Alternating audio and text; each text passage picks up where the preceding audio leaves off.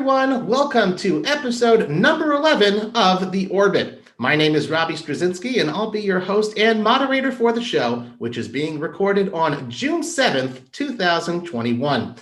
It's said that money makes the world go round, and perhaps nowhere is this truer than in the poker world. It's the lubricant that facilitates the continued functioning of our industry's ecology, and it is one of, if not the central barometer by which we measure players' success. So the theme of today's episode is money in poker, and we've gathered a great group of individuals who are with us to share their unique perspectives on a variety of money-related topics as pertains to poker. Without any further ado, I'd like to introduce this episode's panelists. In seat one, we've got Sean McCormack, affectionately known as the Poker Boss. Sean was the 2016 American Poker Award winner for Industry Person of the Year, best known for being Director of Poker Operations at the Aria Hotel, Resort, and Casino in Las Vegas. Over the last 20 years, Sean has worked his way up to become one of poker's top industry personalities. Sean, welcome to the show. Robbie, thanks for having me here. It's exciting to be amongst some really great names in the industry. So I'm happy to be here and talk about a really fun topic today. In seat two, we've got Martin Jacobson, the 2014 World Series of Poker main event champion. Martin's got over $17 million in live tournament earnings and several million more in online tournament earnings. He's far and away Sweden's all-time leading tournament earner, and he continues to travel the poker circuit and strike fear into the hearts of his competitors the world over. Martin, welcome to the show. Thanks, Robbie. It's really good to be here, and I'm looking forward to the show. In seat three, we have Remko Rinkema, a multi-time Global Poker Index Award winner. Remko is one of the best known and most experienced members of the poker media corps. Whether it's writing, live reporting, video presenting, or hosting podcasts, Remko has done it all. He spent the last 5 years working for PokerGO, where he's currently the company's senior media manager. Welcome to the show, Remko. Thanks for having me, Robbie. It's good to not have to ask the questions for once. Finally, what would an episode about money in poker be without Mr. Money himself? In seat four, we have Chris Moneymaker, the 2003 World Series of Poker main event champion. Chris has been one of the top true ambassadors promoting our game to the masses over the last 2 decades. After representing PokerStars for the better part of his poker career, he now wears the patch for ACR. In 2019, Chris was inducted into the Poker Hall of Fame. Chris, welcome to the show. Thanks for having me on. Great to be here with all these esteemed characters. So hello, everybody. Thank you again for making the time to join me today. Really looking forward to today's roundtable discussion. So let's jump right in with Sean in seat number one. Let's try to better understand the poker ecology. Let's kick off the show with, based on your experience, guys, please share with us how you have witnessed money flow into and out of poker. Sean, start us off. Wow, it's a pretty wide and broad question, but obviously money is the most important thing in our game. It's not just a metrics for success, but it also helps you from being a guy like me that has to have a 9 to 5 and have what people will say like a real job or something like that. But poker is a real job that even some of us that have gone into the other side of the realm have, did professionally for some time. So we definitely have some respect for that. And, money in poker comes in and out in a lot of different ways. We have people that take an active role where they're playing the game. We have people that take more of an inactive role, whether they're staking people or getting involved in the action that way. No different than betting on your favorite sports team. I myself have made bets against some people here right on the panel. He raised his hand. I knew he would. And have even sat at the table with guys like him. And, it's really fun. But, like I said, the whole money in poker thing is very broad because it not only comes in a very different ways, but it also goes out where people take that money to go into small businesses or do their own ventures or crypto in a lot of different ways. So it's really exciting to see how that whole thing works. Interesting. Martin, obviously you've been the beneficiary of money coming into poker. You've had quite a bit of winnings in your day, but it started from somewhere. You know, you brought your own bankroll or something to when you first sat down at the felt. How in your opinion, do you see the poker ecology working and money coming into the game?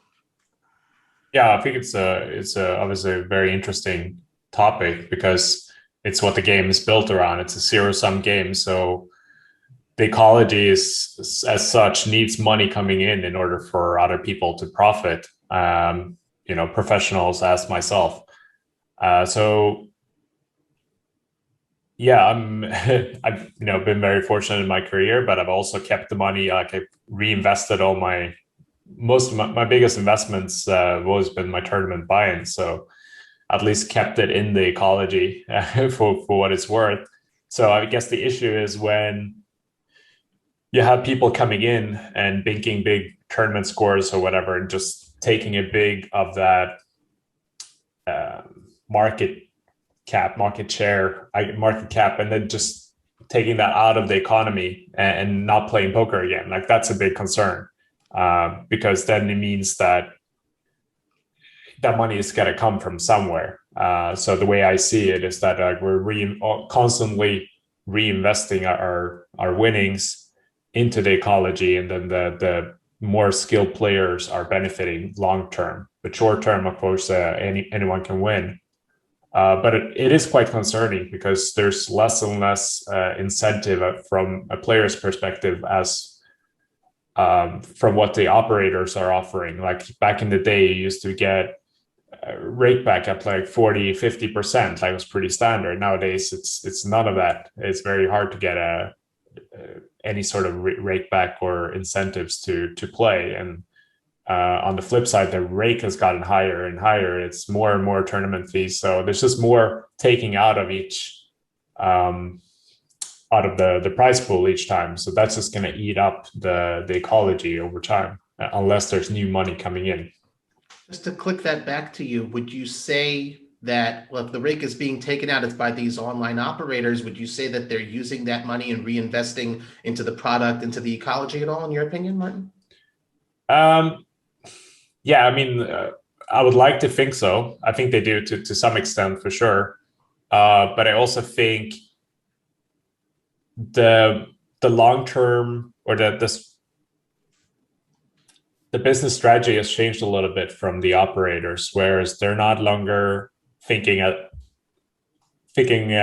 poker as a long-term game. They're thinking about like a short-term game. And like if you look at PokerStars, for example, when they got bought up from by Maya, this was quite a few years ago now, but there was a lot of big changes happening in a very short time. And since then, it's just become less and less favorable from a player's perspective. And I guess they're trying to make the company as profitable as possible in the short term, but they're not thinking about the long term. And maybe they don't really understand how the poker ecology works, and that you have to incentivize players to retain them and to bring new players in to the game. And I don't think there's been enough done there, and there's been too much money taken out of the ecology overall.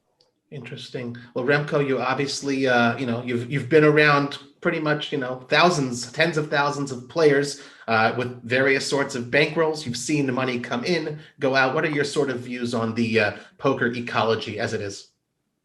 Yeah, this macro question is really impossible to answer in a few quick paragraphs, because there's so many facets that come into play when you try to uncover this. And Sean and Martin have done a great job at already sort of trying to nibble at it. But it's a really big question, because you're dealing with so many different facets when it comes to online poker, live poker, the content side, the player side, the industry side, the dealers, the staff, even people that work in poker media.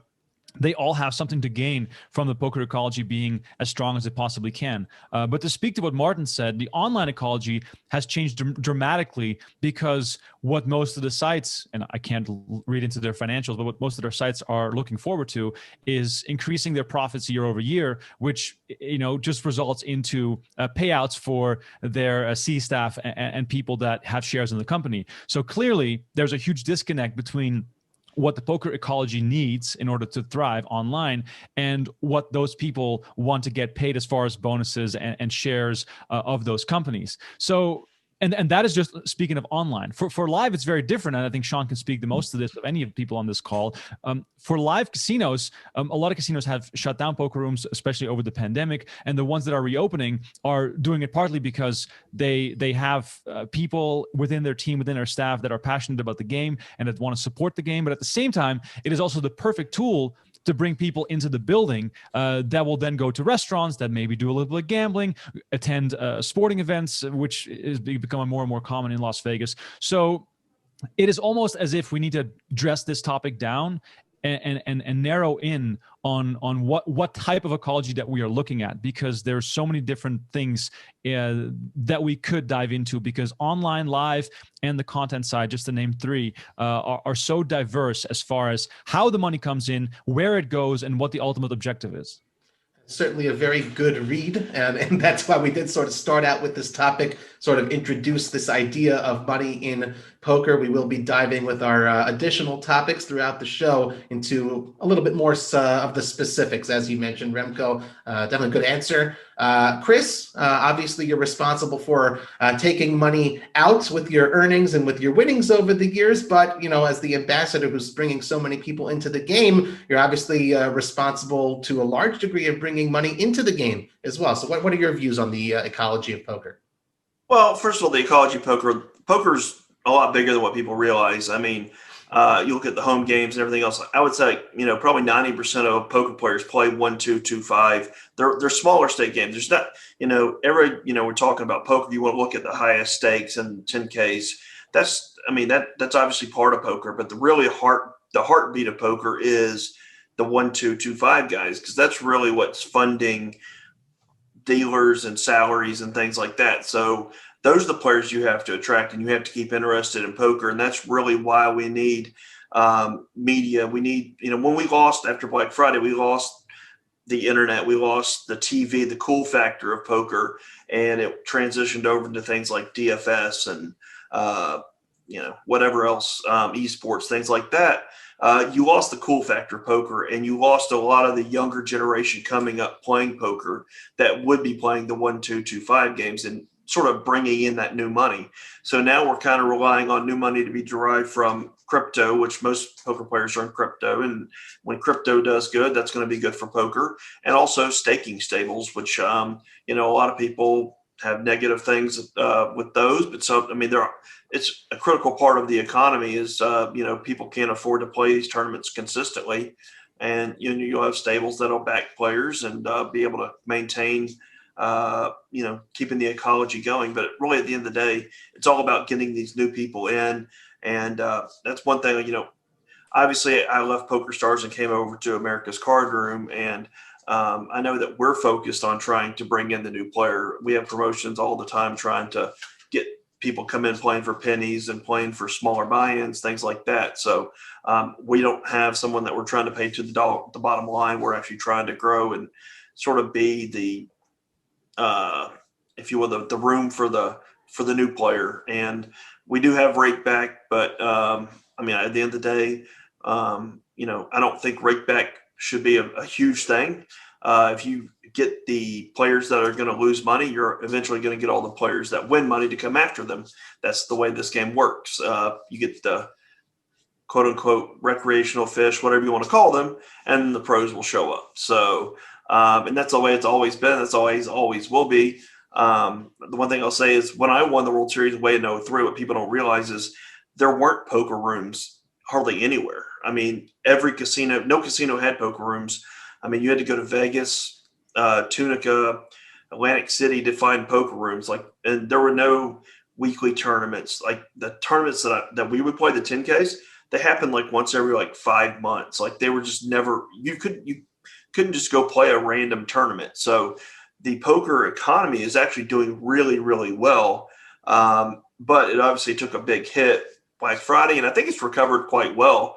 And I think that we're still doing fine. It would be better to see some poker on TV, some fresh content on mainstream TV. The WSOP is great, but it would be also see, some other mainstream content like the high stakes poker stuff is always good. Cool. Remko? Yeah, so to speak to what Chris just said about poker on TV, there's actually more poker on TV than there's been since Black Friday. And this is something that I think is very much understated right now because, and I work for PokerGo, full disclaimer, but we've made deals with CBS and NBC to do indeed broadcast a lot of the new shows that we are taping at the PokerGo studio. So on that side, a huge investment is being made to put on tournaments, to put on cash games, to bring new life back into the excitement of poker fans that have watched those first 7 seasons of high stakes poker on repeat for more than a decade. And now with the deal that we have with NBC and the deal that we have with CBS for the World Series of Poker, which in which way we're sort of like an intermediary or more on the production side, there is more poker on TV than ever before. However, we're speaking about the U.S. market right now, and that sometimes gets a little bit muddy because we're dealing with a worldwide audience, and of course we're negotiating TV deals in the U.S. market, and then of course also having deals with the big poker sites like GG Poker, Global Poker, and Poker King, and working on distribution in the rest of the world countries. So, to Chris's point, I think the poker economy is doing better than it's ever been, especially if we take Black Friday as our last sort of measuring stick when poker was at its peak, especially in the US. I think that without having online poker in the way that we used to have it, the poker ecology and economy is doing as good as you can possibly expect it to do, having all those restrictions in place. Yeah, definitely well stated. And as you said before as well, it is a very immense topic with lots of different facets. And that's certainly a good positive outlook. And it's nice to have seen that, pandemic notwithstanding, the money continued to flow in the game. And as we see, the game's coming back in the States and slowly in Europe as well. The rooms are coming back. So people are still showing up to the felt, which is very nice. Great opening salvo, gentlemen. With topic number 1 concluded, it's time to move on to our next topic where we dive just a little deeper into money in poker. Obviously, the goal of playing this game is to win all the money because, of course, who doesn't want to get rich, right? It's also said that money is the root of all evil. It could also wreck lives. So, gentlemen, you're all longtime veterans of the poker world. The question, how do you personally view money? How do you view it yourself? And to what degree do you think that your perspective on money is widely shared? Martin, you got the button. We'll start with you. Oh, it moves. I see. I was waiting for Sean.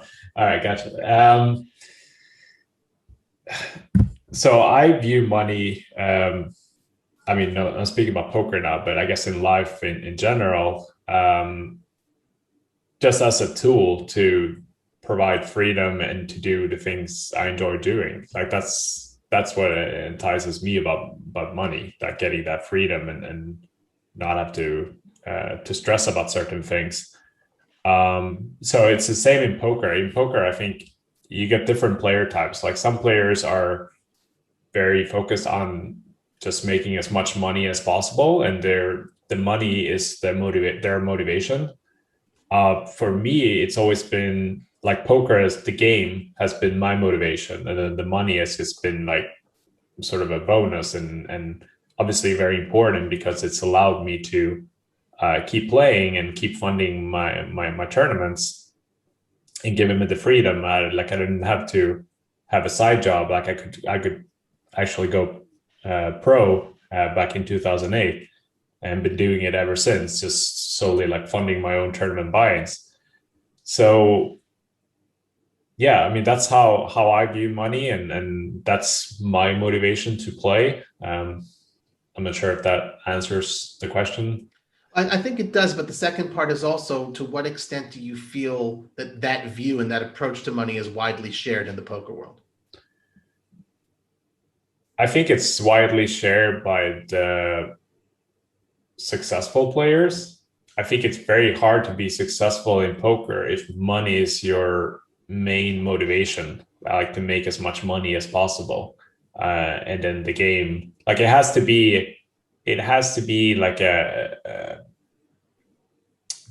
it has to be a balance between the two. I think obviously when you want to strive to make as much money as possible because of what I just mentioned, like the freedom and the opportunity it provides you. But same time, you need to have that passion for the game, and you need to really, really enjoy what you're doing, because otherwise it's very hard. If you lose that passion and you're solely motivated by money and making money, or maybe you need to make money, I think it's very hard to play your best. And yeah, so there needs to be a balance there, in my opinion. Sure. Remko, you're obviously not a professional poker player, but you've been around them for a good number of years. At the same time, yourself, myself, and Sean as well, we're regular people who don't depend on the game to make a living. We go to the supermarket and, possibly clip coupons. And at the same, the next day we'll see, someone slipping, $50,000 in chips into someone else's hand. What is your perspective on money, and how widely do you think that's shared in poker? I think it's fascinating to hear Martin speak, and then for me to analyze and think about how I see it, because of course I have a day job, so to say. I work 40 hours in a normal week, and when we have an event, I put in some extra hours. But the only reason that I got to where I am now is because I'm passionate about the game. So in a way, I can sort of speak to what Martin is saying. Money is a tool that allows me to live a lifestyle that is intertwined with the game of poker. The only difference being I get a paycheck and I'm not dependent on the swings of the game. But at the same time, I am using my passion for the game in order to fuel my fire, so to say, to build on my career. Because if I go back to when I first started in this field back in 2007, I was working for no money. I was just doing it because I loved it. And that has slowly grown into a full-time job. And that is because I had that passion and I was in the right place at the right time, and I ended up turning this into a career. But at the same time, I wasn't in it for the money. I was in it because I loved it a lot, and that's how I was able to get to where I am now. As far as perspectives on money, when you work a job like I do, and I'll only speak for myself, money is extremely important because that allows you to pay the bills and live in a place that you enjoy and have your hobbies and your freedoms. So in that sense, that is not related to poker at all, because my money comes from the poker economy, but it's not related to any sort of performance. So I'm just as much a store manager or someone who works in an accounting firm in that sense when you look at it from a money perspective. Interesting. Chris, obviously, a professional player, but one may even possibly suggest more of a professional ambassador than a player. You obviously had your $2.5 million score right at the start, but for better or for worse, you've also been working as an ambassador all these years. And just to sort of harken back to the original question, not everyone necessarily wins. You've got plenty of, money is the root of all evil, plenty of people who don't necessarily succeed at this game and far worse.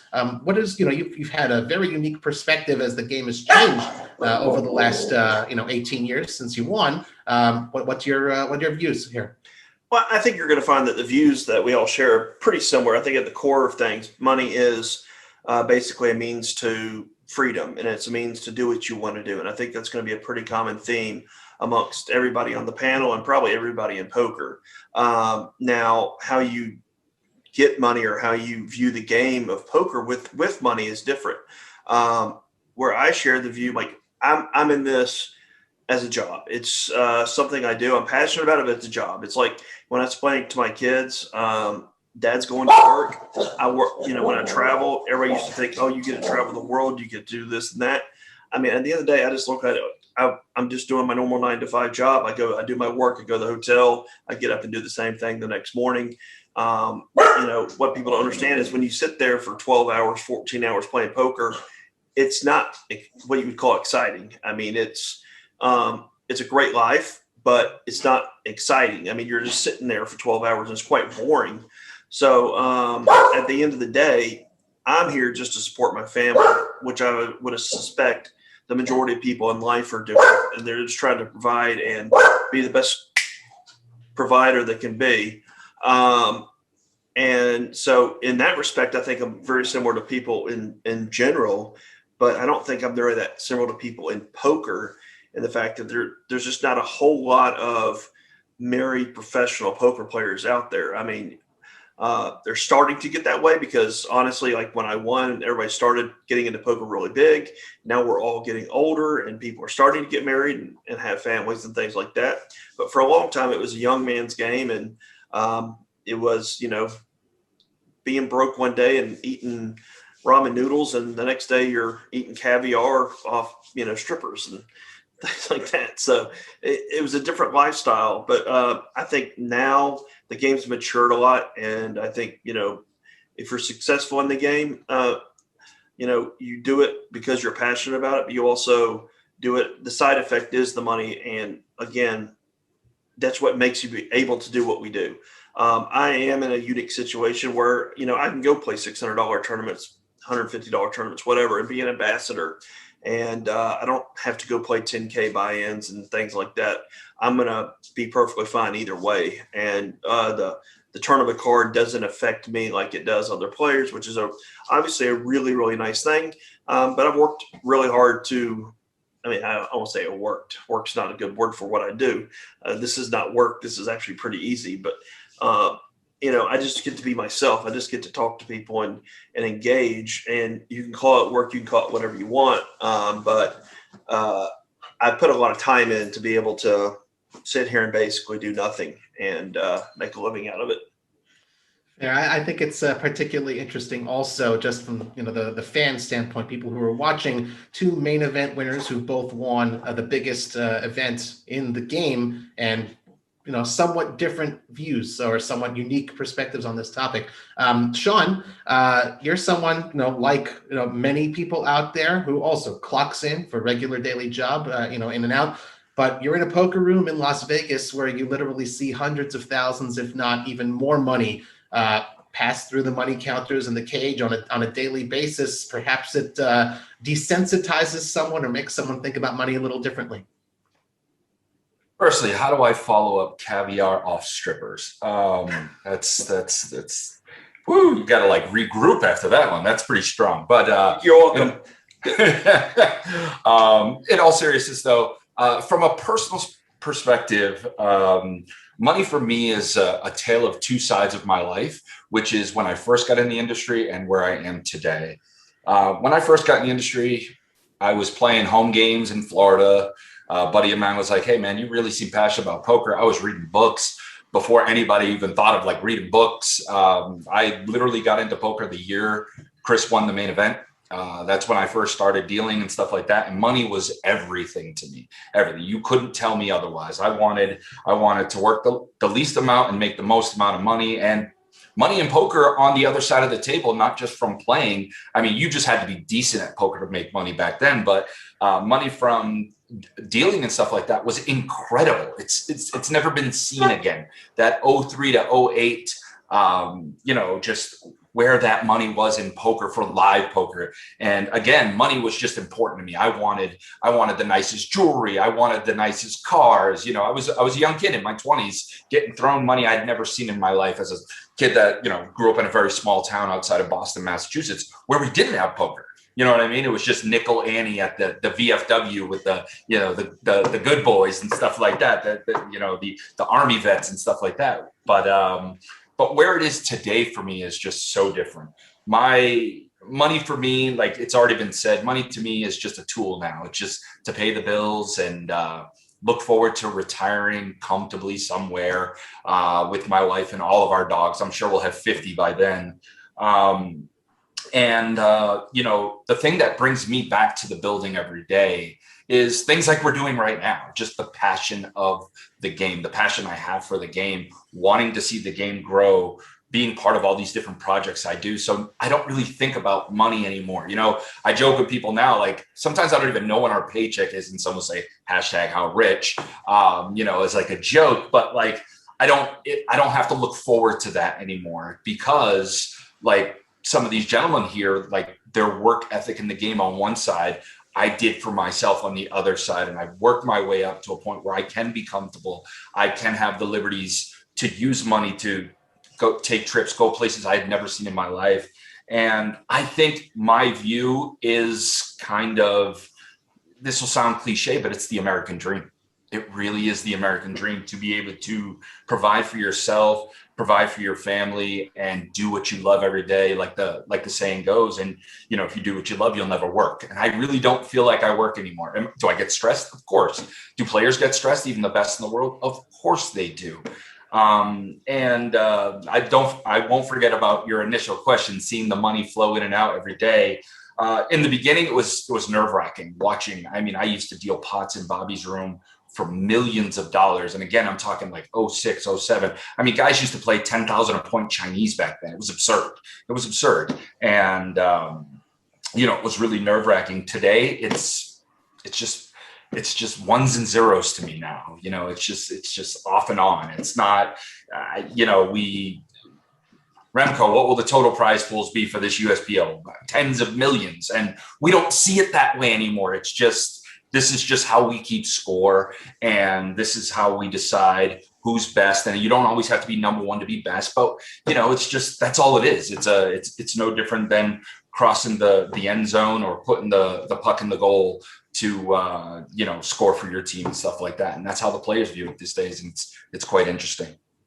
Excellent. Well, for varied perspectives from four people who do different things in our industry, but people watching this show, I'm sure, could certainly identify with at least one, possibly multiple perspectives. Gentlemen, great answers to a couple great questions. And right after these messages, we'll be back with the conclusion of the Orbit.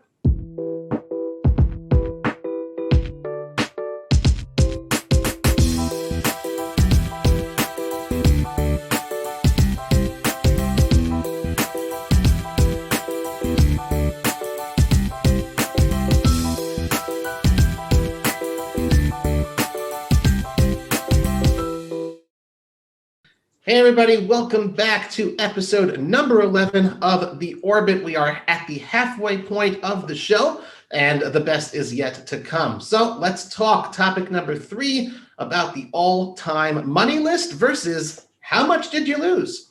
There seems to be quite the unspoken dichotomy among poker players, both professional and recreational. How can people have won so much yet also simultaneously owe money to other people? Should we be devising perhaps a better way to keep track, if only for the sake of transparency and the mainstream better understanding our industry better? Remko, the button's on you, and I'm pretty sure you have some hot takes on this one. Transparency is bullshit. Why would we have to explain our industry and our numbers into nitty-gritty details for the sake of a person who has a mild interest in the game having a better understanding of the nuances that we have to deal with on a day-to-day basis? When Michael Jordan gets paid back in the day $20 million a year, we weren't looking at how many taxes he was paying and how much his accountants and his staff was getting paid and how much money was going towards trainers and agents and all that sort of stuff. These are just numbers on a screen. And in my opinion, the bigger the number, the better. Just because it speaks to the imagination of the people and it gets people excited to watch something. And I'm talking about this now from a media perspective. When Martin won the main event, it was a 10 million first prize. And the first thing people were saying in poker media is like, oh my God, the gap between first prize and second prize is so big, it's ridiculous. We should not ever care about that. As players care about that, they should care about that, because that, when your head's up in the main event, that's kind of a crazy situation to be in. But if we're talking about numbers on the screen and getting people excited, let's make the numbers as big as possible. I want to see as much drama over those numbers. I want ESPN to mention it and say there's $10 million for the winner in this tournament. And then whatever else happens after that, to me, is completely irrelevant, because how people get backed, how people are in makeup, how people spend their money, how people, owe money and still get to play tournaments, that's their business. What I'm concerned about is, how does it look on TV? How does it look in a story? And can we get someone who's sitting at home watching excited over what they are seeing? That's all I care about. Because if that turns into something, and Chris mentioned this, someone playing 1-2 or 2-5 in their local casino, or they're playing small stakes online, then we as media have done our jobs. Because 99.9% of players will never play higher than the stakes that Chris mentioned. I totally agree with that. And if this just gets people in the door, and if this can get people excited about playing the game and maybe reading about it online, then I feel as though the numbers have done their job, and how people handle the numbers and handle their finances, that's their own business. Fair enough. And to follow up on that, Remko, does the all-time money list matter? there's no answer to that, because it matters to those that it matters to, and it doesn't to those that it doesn't. I think personally, I can't wait for someone like a Bryn Kenny or Justin Monomo to hit 100 million. That's going to be a really cool headline. That's going to be really exciting. Are they broke or not? I don't care. I just want to see that number as big as possible, because I am only in it for the excitement of what that number stands for, in a sense of getting people that are watching poker at home excited about thinking like, hey, wow, this poker thing, this looks pretty exciting. Let's go check it out. Interesting.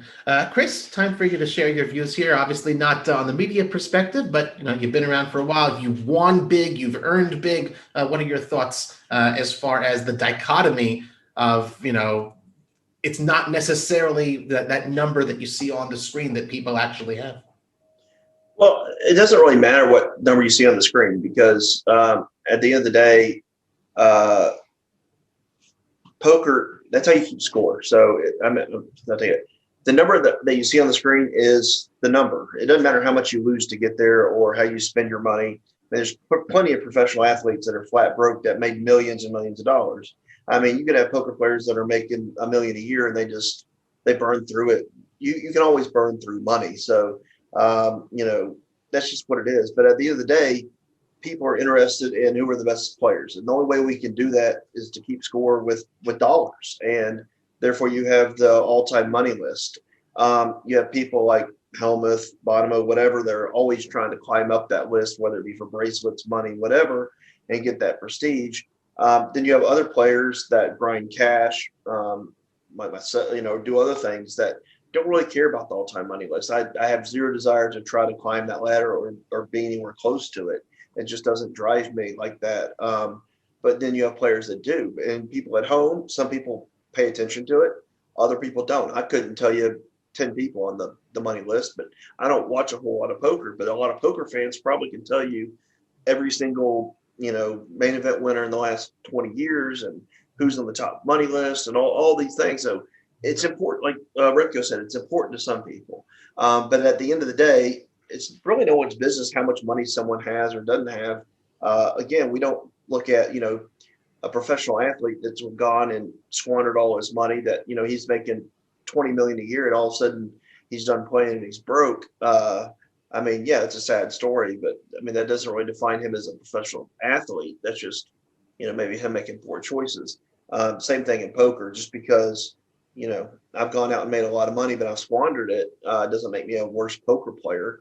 So at the end of the day, that is how we keep score in this game, is the money. So there's a lot of weight put on that. But again, the majority of players have different, reasons to follow or not to follow that. Sean, as we move to you, I want to focus on one aspect of the question. And of course, Remko and Chris, you can think about it. If you have additional responses to put in later, definitely let us know, is that transparency aspect. Because yes, I also agree. Member of the media, it's important to bring more players into this game, and the big numbers attract it. But Sean, you've got that perspective of, you see on a daily basis some folks who lost, all my bullets that I brought with me today.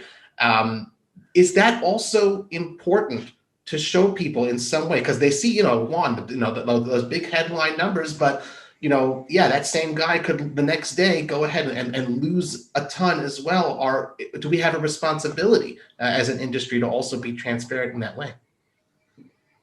Ooh, that's a big one. I would say as an industry, we only have a responsibility to keeping people safe. To having responsible gaming, responsible gambling, whether it be poker, blackjack, craps, slots, sports, it doesn't matter. Casino operators have that responsibility. Do we have a responsibility to report back losses? No.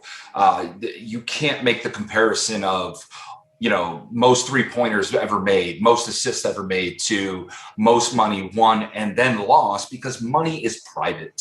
At the end of the day, what you spend and what you do with your money is your responsibility to yourself. And again, like I said, I just reiterating that that responsibility with the casino operators is just to make sure that players are safe and gambling responsibly.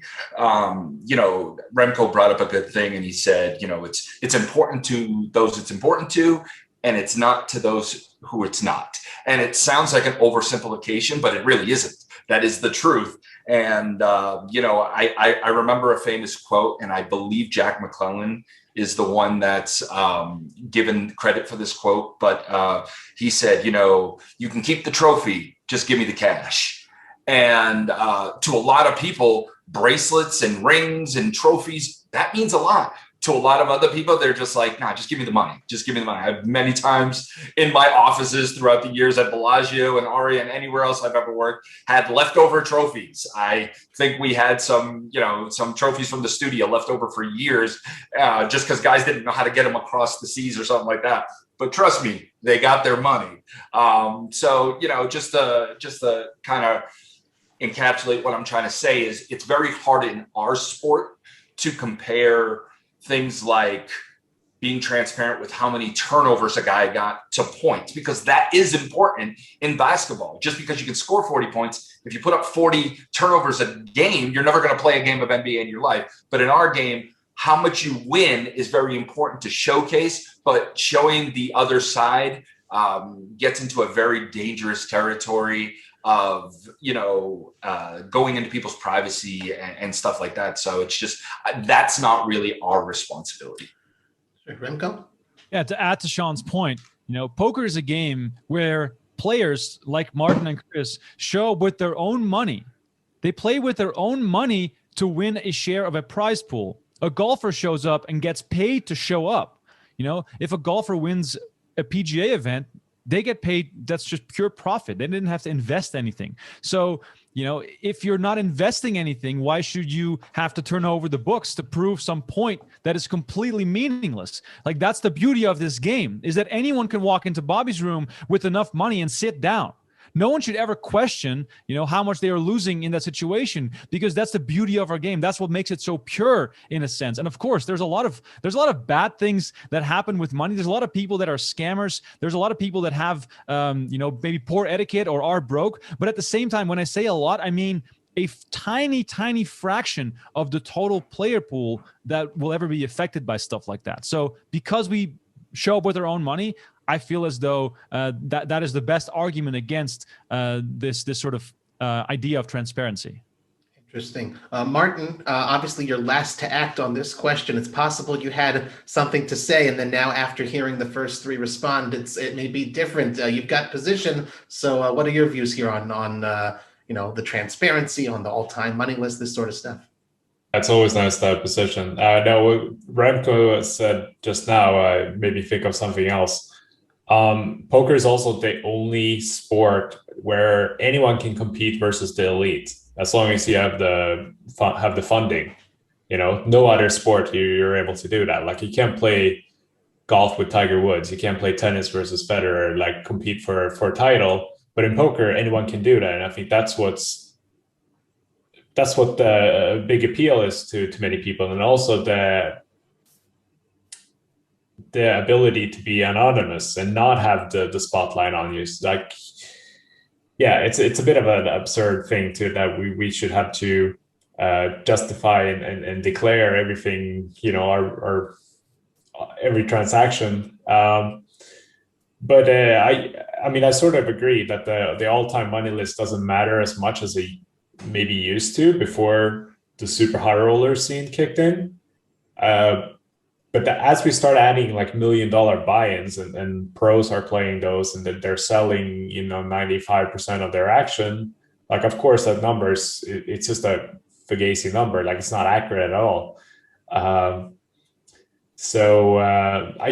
think the solution to the problem, though, is to implement something else, like try to shift focus from the all-time, the money rankings, and rather have like a more professional ranking, like the GPI. I think they did a good job, and I was very hopeful and optimistic when they first launched. Unfortunately, it doesn't seem like it's gained that much traction in recent years.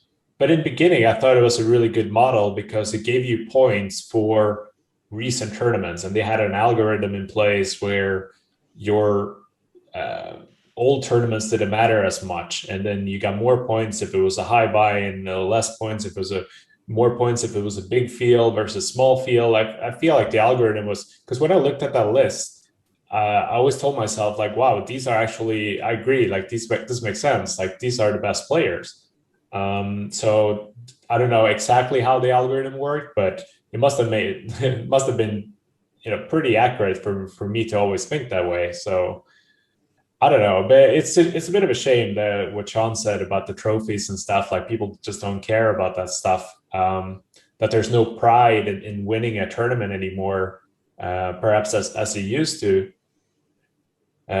be. But maybe that's just a product of the poker or the tournament scene being too saturated. There's too many tournaments. There's a tournament every week, and there's so many majors, and there've been so many tournaments now. Like we've had poker for so many years now, and it's been so big and blown up. There's poker all over the world, so maybe there needs to be more of a structure to regain this authority and the prestige of winning a big major. Because other than the WSOP, like no one really cares, and even the WSOP now, like amongst us pros, like no one really cares about bracelets anymore. Like it used to be a huge deal winning a bracelet. It was like, the highlight, like any bracelet, like not just the main event. But nowadays it's like it's not really that big of a deal. I know some pros that would even they would like to win the main event, but it wouldn't be like, they just want to compete. They just want to win money at the end of the day. So I don't know. But also if we can regain that aspect of it, like to bring in the prestige of winning tournaments and try to make that more appealing to amateurs, then I think we can grow the market. But we all need to work together in order to succeed. Like it can't just be the player. Well, it's never going to be the players. It has to be, I guess, the organizers that have to restructure the whole tournament circuit and the scene and how it works. Interesting. Just to sort of address one point, you mentioned the GPI. It is also the Hendon Mob. It's the same folks. Definitely shout out to the Elias Sports Bureau of Poker. Eric Denis and his team, of course, owned by Alex Dreyfus. They definitely try. They definitely care. But I will check myself. It's a very good point you said. I remember I introduced you at the beginning of this episode, head of, top of Sweden's all-time money list, won $17 million. Next time, perhaps we'll say, you ranked 77th on the GPI. Perhaps that is a little bit more accurate of an introduction. I don't know that it would necessarily resonate as highly and be that big number, that 17 million that says, oh, okay, cool, very cool. But definitely an interesting perspective there. Guys, we're rounding the turn here. Our fourth topic of the show. All of us here on the panel, as well as everyone watching, would love to see our industry grow bigger. And of course, that means investing money. We did allude sort of a little bit to this topic before, as far as, where the money's coming from in the ecology. So we're going to dive a little deeper and hear your opinions here. How would you ideally like to see more money being pulled into the poker ecology, and where and how would you like to see that money spent and invested to best benefit the industry? Chris, we'll start with you. Well, I mean, it'd obviously be nice to see outside companies, Pepsi, Coke, whatever, come in and sponsor the game in some way. I mean, every other big sports has some kind of sponsorship dollars, and it would obviously be nice to have it set up to where we had some kind of program or something to where, people got paid to come play. I don't foresee that as ever happening anytime soon. I think we've gone down that road. We've tried. But obviously as a professional player, you would like to see some of that happen, because I mean, we have to show our cards to make the game interesting, but we don't get really anything for that other than just exposure. There's no other industry where you're required to do things and you're putting up your own money, and you're doing, we pay for our own travel. We do everything ourselves. No one's there sponsoring us. We pay for our own health insurance. Everything is out of our own pocket. And unless you're sponsored pro, which, 0.1% of the poker population is, everybody's on their own. And obviously it would be nice to see some outside company funds come in. But to do that, you need people like Remko to get up and do their job I'm sorry, Remko, kidding. No, you need the media to really grow it and put it out there on CBS, ESPN, these bigger markets. And I honestly, I think we were kind of hoping heading that way until Black Friday happened. But if we're not going to get main TV exposure, we're not going to get those companies coming in and sponsoring it. So at the end of the day, I think the money needs to be reinvested into the marketing of the game, whether it be, on TV or something else, to get people so we can actually be on primetime TV and actually make it something to where companies would want to come in and sponsor and be part of it. Because right now, it's really hard to bring in a Anheuser-Busch or anything like that into poker, even though we attract the 18 to 20, 18 to 40 male demographic, which is a hard demographic to reach. It's still, we don't pull enough eyeballs right now to draw those companies in. And that's something, as an industry, we need to figure out how to do so. Well, Sean is next to act, but I think Remko wanted to defend himself first. No, I just have a quick addition to what Chris was saying. I've heard from sources, and I think this is also a common saying in sales and marketing, that you can only promote one vice. And that is an issue with poker that you keep running into, because as Chris said, we are hitting a very hard to reach demographic with poker, whether it's on social media or whether it's on TV, that is attracting the right crowd for most advertisers. However, a lot of the advertisers that would work so well with poker are considered a second vice to poker. Your opinions on what a vice is and what isn't, that I'll leave that in the middle. But things like alcohol or marijuana or anything that could consider a vice is hard to promote alongside something that some people would already consider to be sort of on the edge. So that's why a lot of advertisers shy away from poker, because it still has a little bit of that taste attached to it. But I do think that's changing.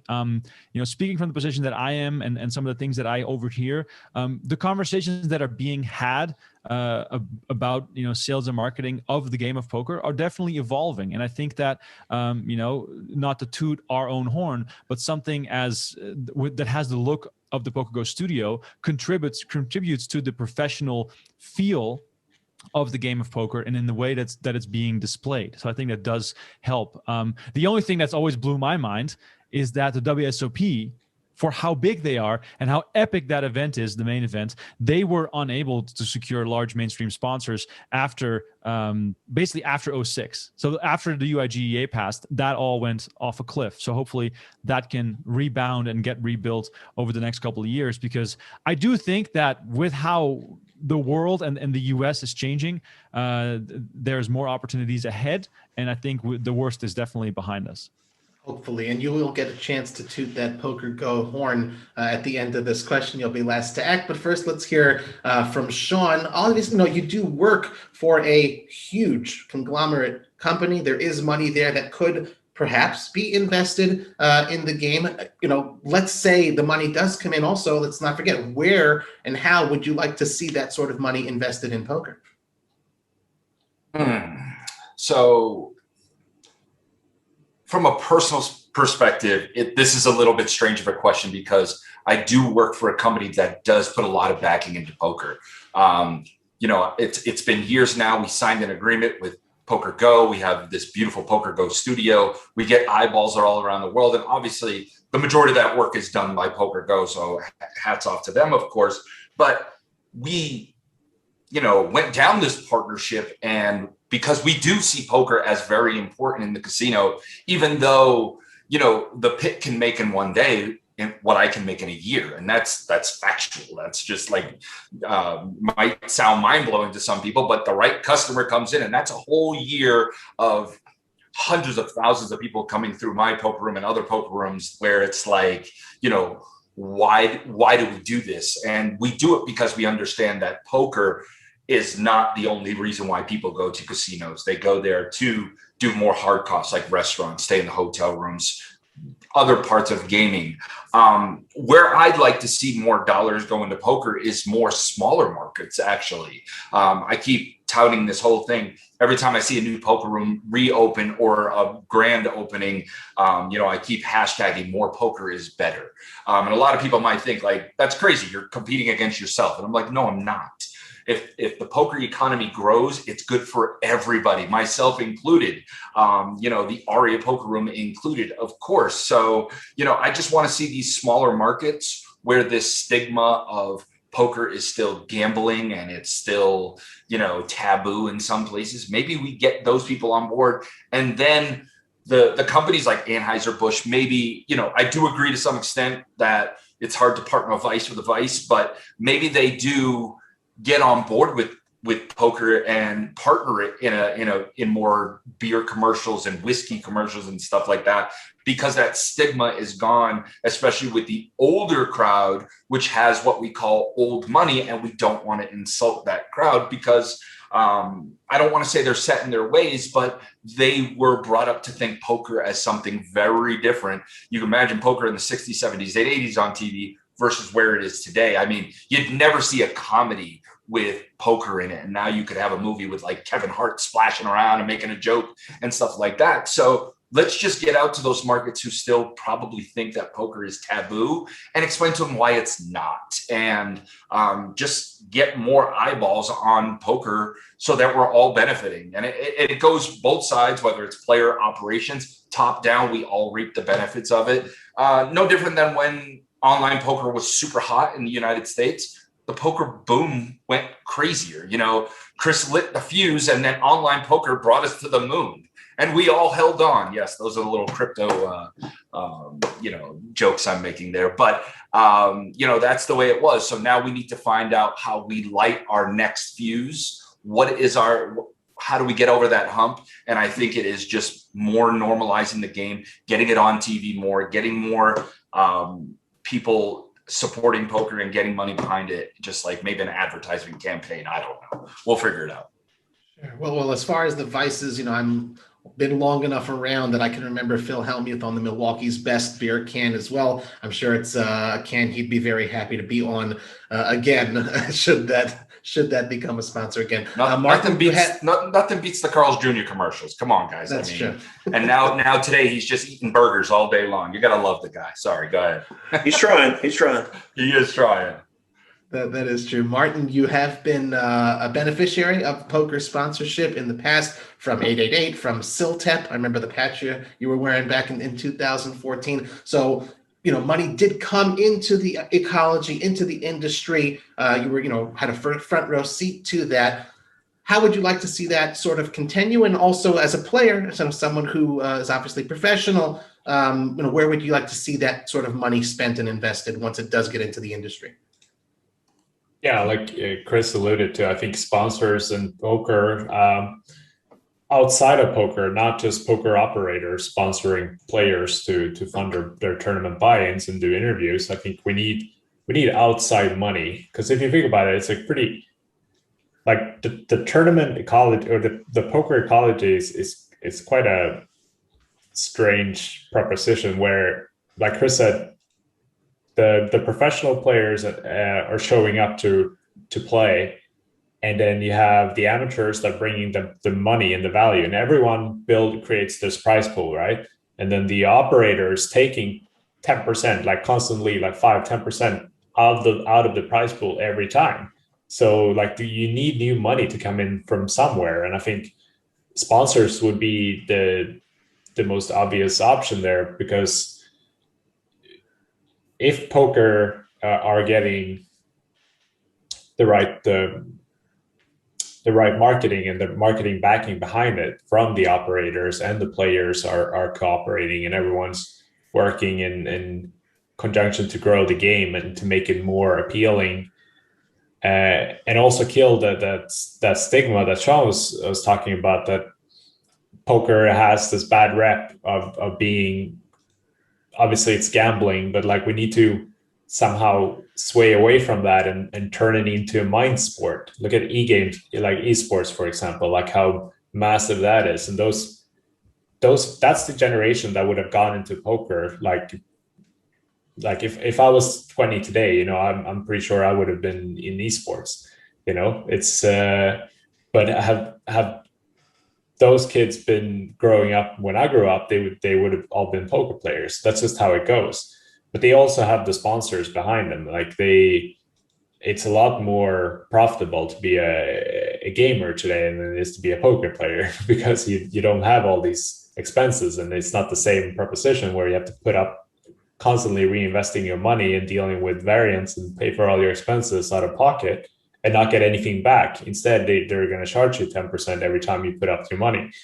So it needs to come from somewhere, but I'm hoping that Remko is right, that the worst patch is behind us, and the move from ESPN to CNBC will, maybe make something happen.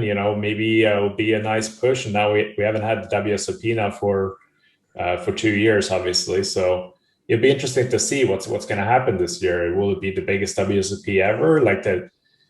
At first I was doubtful, but now looking at the numbers and hearing my friends talking about poker in America right now, it's bigger than ever. So we'll see. Obviously it depends on the rest of the world and the vaccination process and the traveling restrictions and all that. But hopefully it would be a nice little reunion and like poker boom and the shift from ESPN to something new and will hopefully contribute to getting more viewers and just a better marketability and from a viewer standpoint. Sure. I think that's something that we can all, here on the panel, as well as everyone watching and listening to the show, could get on board with. We all would love to see a second boom or mini boom of some sort, from this pandemic coming back. Remko, you're the anchor leg here on this question. And again, to, almost tee it up for you, you have been working for 5 years, half a decade for PokerGO, which is one of the few organizations that has been tremendously investing, funds into this industry. There's so many things that now exist that we take for granted, like the US Poker Open, Poker Masters. They just weren't around pre-2016. So that's really cool. What sort of stuff would you also like to see moving forward from these sorts of investments? I'm just mostly very happy that no one stole my point leading up to my turn to speak here on the button. What I want to emphasize here is that we need to get away from this idea of good for poker, bad for poker, and stop using the word next poker boom. Poker is doing amazing everywhere. Online fields are massive. Every single casino that still operates a poker room has a packed house every single night. As tournaments are now resuming post-pandemic, numbers are insane. Like Florida had a huge series of events. All the numbers were breaking records. The World Poker Tour is having huge turnouts on the return of all their events. We're looking at the wrong thing here. We should all go back and think of why poker was so successful when it first grew. It was increased access to the game, whether it was live or online. We removed a lot of that access when Black Friday happened. And yes, I know I'm speaking mostly towards the US, but that's also because the US was the big market that sparked that big boom because they had such great access to the game. Now, we've seen a lot of growth in every single non-US market post Black Friday because over there was legislation put in place. There were things being done to make poker more accessible. So what we need is more easier access to the game. We don't need a poker boom. We don't need to have, a woman winning the main event to all of a sudden turn things upside down. That's all great, but it's not what poker needs. Poker needs money into, sadly, politics. We need money towards the right people that know how to shake the right hands to get legislation passed to give people more access to the game. That is ultimately the thing that's going to make the biggest difference and the biggest impact. And we all know that the U.S. political system, it runs on dollars and it runs on money coming in to support causes that people want to stand for. So if the poker operators and the casinos and the poker rooms and whoever else is involved in this, I know literally zero about this stuff, if they can all get their money behind a single cause and get poker to be legislated in a way that we can give as many people as possible access to the game, then we're going to see a lot more opportunity for both players and staff and media, and that's going to just lift or rising waters lift all boats, or whatever the saying is. I think that is what we need. We need more access to the game because we're already showing that those that have the access are coming to play, and the evidence of that is in the numbers, both live and online. Hard to argue with that point. And, we do see slowly, ever so slowly, the Dominoes continuing to fall with Michigan and now Connecticut, allowing for online poker.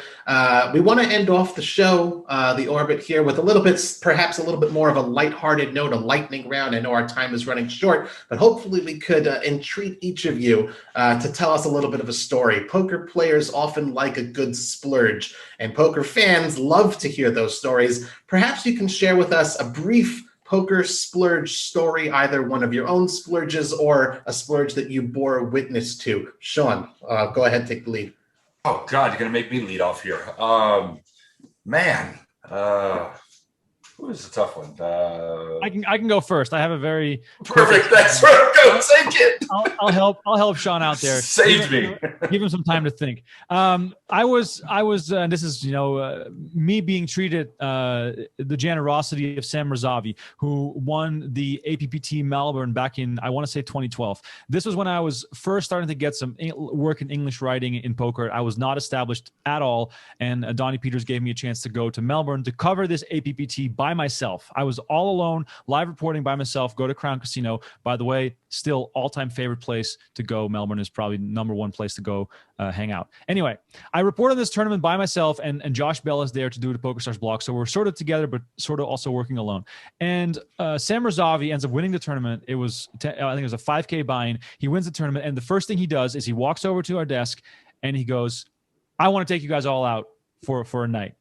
And I was like, I didn't know Sam prior to the tournament. I had never spoken a single word to him. And he was so extremely generous. He took us to Nobu, which is something of an experience that I could never afford myself. We had champagne, we had all the good stuff. And Sam was just spending his own money to show us, who we were just sitting on the rail writing stories about him. He was showing us a good time. And, Sam, if you're watching this, I remember this is almost 10 years ago. I still remember that night. That meant so much to me to be able to experience something so far outside of what I would do myself. And that's just a splurge, not by me personally, but by Sam, that I always sort of remember as one of those moments where, like, where am I? What is happening? This is the coolest thing ever. So that's the first story that came to mind when you talk about splurging. Excellent. Yeah, Chris, you got one. Yeah, I'm going to make Sam look bad here. So I won the main event. We got done about 3 a.m, and I decided that I was going to take my friends, which weren't many that were out there with me. But then I just basically offered it up to every dealer and everybody that was working on the floor that wanted to go to a strip club or going to a strip club. And I took them to a strip club and spent $25,000, 10 of which I did not have because I only took 15 with me. I didn't think I'd spend that much in the night. But I was so messed up, I couldn't function to call anybody. So I had a buddy of mine call Huckseed to get an extra $10,000. I didn't even know who Huckseed was, but he basically brought me $10,000 at 4 a.m. and paid off the rest of my debt. And they carried me to the airplane and put me back on the airplane to go back home. Supposedly it was a great night. I just don't remember it much, but yeah, I think my story's better than Sam's personally. Huck's been there before. He knows what it's like. Martin, you also know what it's like to win the main event. We're going to give Sean one last time chip to think of the story here. Martin, have you got a splurge story of your own, or perhaps someone else that you know, which was like, wow, pretty cool? Yeah, I do. It's not. I'm not involved. I'm sort of involved, I guess. So first year, I brought my girlfriend to Vegas. I was playing some tournament at the time, and she got invited out for dinner with some of my friends that she'd never met before. And this was like first time she was in contact with like any poker players really. So she goes to dinner, like doesn't know anyone. There's a few couples there. There are about maybe 8 people, and they go to like a fancy like Japanese restaurant. I think it was Sushi Samba. And one of the girls in the couples have this little dog with her, this little handbag dog, She actually plays poker. I'm not going to mention her name. But anyway, so straight away, my girlfriend is like, she's pretty uncomfortable. She's like, oh my God, like this is going to be super expensive, because they just kept ordering and ordering.